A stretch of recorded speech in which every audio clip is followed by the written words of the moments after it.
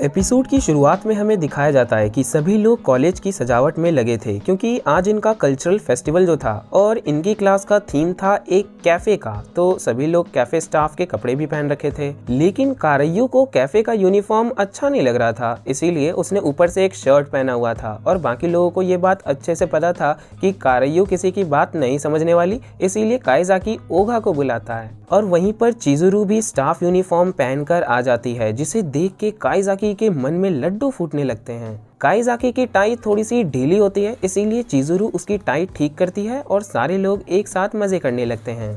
उसके बाद इनका कैफे स्टार्ट हो जाता है और सभी लोग कस्टमर्स को सर्व करने लगते हैं। और हमेशा की तरह इनका ग्रुप काम के साथ साथ मस्ती मजाक भी कर रहा होता है। सभी को साथ में देखकर तमाराई फोटोज खींचने का आइडिया सबके सामने रखती है। इनका कैफे कस्टमर से भरा पड़ा था, लेकिन फिर भी ये लोग फोटो के लिए तैयार हो जाते हैं। तमाराई सबको एक साथ खड़ा कर फोटो खींचने लग जाती है, लेकिन काइजाकी कुछ सोचता है और तमाराई से कैमरा लेकर इन सबकी फोटो लेने लगता है और खुद फोटो से बाहर हो जाता है। काइजाकी ने ऐसा क्यों किया वो आपको आगे पता चलेगा। रियो हमेशा की तरह साइड में खड़ा होकर काइजाकी को देख रहा था। ओनोया कैफे में कस्टमर्स को सर्व कर रही थी और चिजुरू नीचे ग्राउंड में पैम्पलेट्स बांट रही थी, इसीलिए ये तीनों इस ग्रुप फोटो में नहीं थे। फोटो लेने के बाद काइजाकी नीचे ग्राउंड में चिजुरू के पास जाता है। ऊपर कैफे में भीड़ कम हो चुकी थी, इसीलिए काइजाकी चिजुरू की मदद करने के लिए नीचे आ गया। लेकिन चिजुरू का काम तो उतना मुश्किल था नहीं कि उसे किसी की मदद लगे। फिर समझ जाओ काइजाकी नीचे क्यों आया था। थोड़ी देर बाद टीचर इन दोनों के पास आती है और उन्हें समझाती है कि तुम दोनों ने बहुत काम कर लिया है, अब तुम्हें थोड़ा सा घूम लेना चाहिए। लेकिन चिजुरू इस बात के लिए नहीं मानती क्योंकि उसे तो पैम्पलेट्स ही बांटने थे। तो टीचर चिजुरू को घुमाने का काम काइजाकी को देती है और कहती है अभी सब लोग ऊपर जा चुके हैं, इसीलिए तुम दोनों को थोड़ा सा घूम लेना चाहिए। उसके बाद दोनों घूमने निकल पड़ते हैं और वहीं पर चिजुरू अपना डिटेक्टिव चिजुरू होम्स वाला मोड ऑन करती है और जाकर काइजाकी के हाथ को पकड़ लेती है। चिजुरू काइजाकी के कुछ ज्यादा ही करीब आ जाती है। काइजाकी को तो कुछ समझ ही नहीं आ रहा था कि अचानक से चिजुरू को हुआ क्या। काइजाकी सिचुएशन को समझ पाता कि उससे पहले चिजुरू काइजाकी से सीधे पूछ लेती है कि काइजाकी, क्या तुम्हें लगता है मेरे मन में तुम्हारे लिए फीलिंग्स हैं? अब काइजाकी और परेशान हो जाता है कि आखिर चिजुरू को हुआ क्या। सारी चीजों के बारे में सोच सोचकर काइजाकी पागल होता कि उससे पहले चिजुरू अपना डिटेक्टिव मोड ऑफ करती है और काइजाकी से अपने किए के लिए माफी मांगती है। काइजाकी चिजुरू को अच्छे से समझता है, इसीलिए वो ज्यादा कुछ सवाल नहीं पूछता और दोनों घूमने लगते हैं। चिजुरू की हरकतों को ओनोया ऊपर से देख रही थी क्योंकि वो चिजुरू की सपोर्ट जो थी। उसके बाद दिन खत्म होता है और हमें शाम का सीन दिखाया जाता है। कॉलेज के सारे लोग कैंप फायर जलाकर मजे कर रहे थे। साइड में हम काइजाकी को देखते हैं, जिसके पास रियो आकर पूछता है कि तो काइजाकी, तुम्हें कल्चरल फेस्टिवल में कैसा लगा? काइजाकी जवाब देता है, मैं खुश भी हूँ और दुखी भी। इन सारे लोगों ने मुझे अपने साथ शामिल कर अपने जीवन का कीमती वक्त मेरे साथ बिताया और ढेर सारी मेमोरीज क्रिएट करी, इसीलिए मैं खुश हूँ। लेकिन दुखी मैं इस बात से हूँ कि कुछ ही दिनों बाद सारे लोग मुझे भूल जाएंगे। मैं इनकी यादों से हमेशा के लिए मिटा दिया जाऊंगा और ये लोग मेरे साथ बिताई सभी यादें खो बैठेंगे। इसीलिए अब से मैंने बैकग्राउंड में रहने का फैसला किया है कि मैं अब से इनके साथ और यादें नहीं बनाना चाहता। ये सुनकर रियो कहता है, तो इसीलिए उस वक्त तुम फोटो में भी इनके साथ नहीं आ रहे थे? फिर रियो काइजाकी को समझाते हुए कहता है, काइजाकी, भले ही ये लोग तुम्हें भूल जाएंगे, लेकिन फिर भी कुछ चीजें हैं जो कोई नहीं भूल सकेगा। वो सारी चीजें जो तुम्हारे बिना नहीं हो सकती थी या फिर तुम्हारे बिना होती ही नहीं। तुमने दूसरों के जीवन में जो परिवर्तन किया है उसे तुम अपनी निशानी समझो, क्योंकि तुम एकदम से गायब नहीं हो सकते। रियो की बातें सुन काइजाकी थोड़ा सा खुश होता है और ये सीन यहीं कट हो जाता है। फिर हमें अगले दिन कॉलेज का सीन दिखाया जाता है, जहां सारे लोग अपना अपना यूनिवर्सिटी चुन रहे थे और काइजाकी ने आओबा यूनिवर्सिटी चुना था। ओगा पहले तो किसी दूसरे यूनिवर्सिटी में जाने वाला था, लेकिन कारयू की वजह से अब ओगा भी आओबा यूनिवर्सिटी में ही जाएगा। चिजुरू भी सेम यूनिवर्सिटी में जाने का फैसला करती है और ये सुन ओगा बड़ा खुश हो जाता है कि सभी लोग एक ही यूनिवर्सिटी में जाने वाले हैं। कॉलेज खत्म होने के बाद भी सब साथ में रहेंगे, लेकिन ऐसा सिर्फ ओगा को लग रहा था। काइजाकी इस बात से बड़ा परेशान था कि अब उसका वक्त खत्म होने वाला है। उसके बाद जब शाम को काइजाकी घर वापस जा रहा था तो रास्ते में उसे रियो मिल जाता है।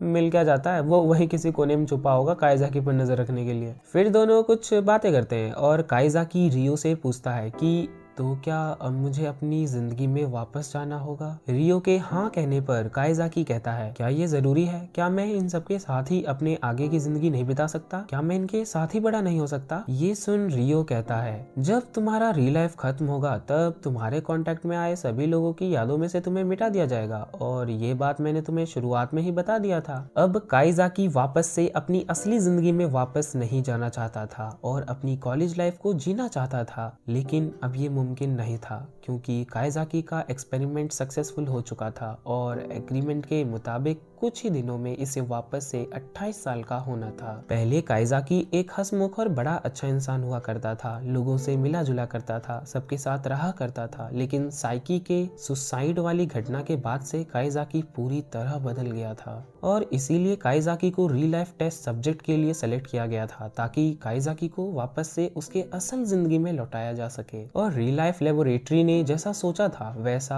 हुआ, काइजाकी फिर से पहले जैसा हो गया, इसीलिए अब उसे अपनी असली जिंदगी में लौटना होगा। रियो की बातें सुन काइजाकी दुखी होकर जाने लगता है। उसे जाता देख रियो कहता है, चाहे कुछ भी हो जाए मैं तुम्हें कभी नहीं भूलूंगा काइजाकी, और ना ही ओनोया को भूलने दूंगा। जब तुम बड़े हो जाओगे तो हम सब मिलकर तुम्हारे घर पर हमेशा की तरह पार्टी किया करेंगे और तुम्हारे रियल लाइफ को याद किया करेंगे। रियो की इन बातों से काइजाकी को थोड़ा सा अच्छा लगता है और ये सीन यहीं कट हो जाता है। उसके बाद हम ओनोया को देखते हैं जो चिजुरू की रिपोर्ट्स बना रही थी और वहीं पर रियो आ जाता है और दोनों कुछ बातें करने लगते हैं, लेकिन ओनोया थोड़ी सी दुखी होती है। ओनोया रियो से कहती है, क्या ये करना सही है? क्या हमें काइजाकी और चिजुरू को और करीब आने देना चाहिए? क्या हमें इन दोनों को और मेमोरीज क्रिएट करने देना चाहिए, ये जानते हुए भी कि इन दोनों के यादों को मिटा दिया जाएगा? और ये सारी चीजें जानने के बाद भी हमें चुप रहना चाहिए?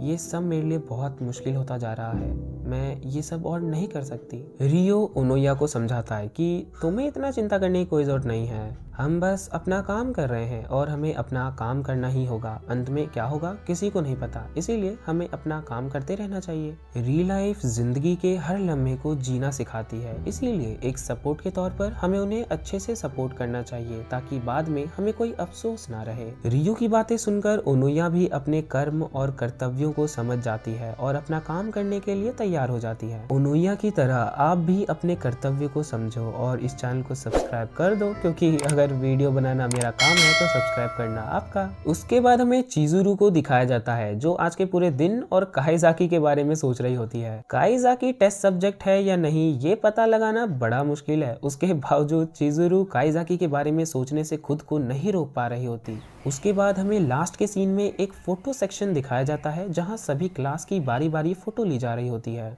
और हम साइड में चिजुरू को देखते हैं जो ओनोया से पूछ रही होती है, टेस्ट सब्जेक्ट से रिलेटेड मेमोरीज को सभी की यादों में से तो मिटा दिया जाएगा, तो इस फोटो का क्या होगा? तो ओनोया उसे कहती है, ये काम रियल लाइफ का दूसरा डिवीजन देखता है, तुम्हें इसकी चिंता करने की कोई जरूरत नहीं है। तो चिजुरू कहती है, मैं समझ गई, हम इस कॉलेज के भूत बन जाएंगे और हमेशा के लिए इस कॉलेज में भटकेंगे। अगर आपको चिजुरू के इन बातों का मतलब नहीं समझा तो आप हमें इंस्टाग्राम पर डायरेक्ट मैसेज करके पूछ सकते हैं और आपको इंस्टाग्राम पर नई वीडियोस रिलेटेड और भी ज्यादा नोटिफिकेशंस मिलते रहेंगे एंड हमारे इंस्टा हैंडल का लिंक आपको डिस्क्रिप्शन में मिल ही जाएगा। उसके बाद काइजाकी के क्लास की बारी आ जाती है फोटो के लिए और सभी लोग एक साथ खड़े हो जाते हैं। काइजाकी और चिजुरू दोनों बस यही सोच रहे थे कि सब तो हमें भूल ही जाने वाले हैं, तो इस फोटो का क्या मतलब बनता है, लेकिन फिर भी सिर्फ यादों का एक छोटा सा ही हिस्सा क्यों ना हो, मेरे लिए बस इतना ही काफी होगा। और दोनों ये बोलते हुए एक दूसरे की तरफ देखने लगते हैं और बस ये एपिसोड भी यहीं खत्म हो जाता है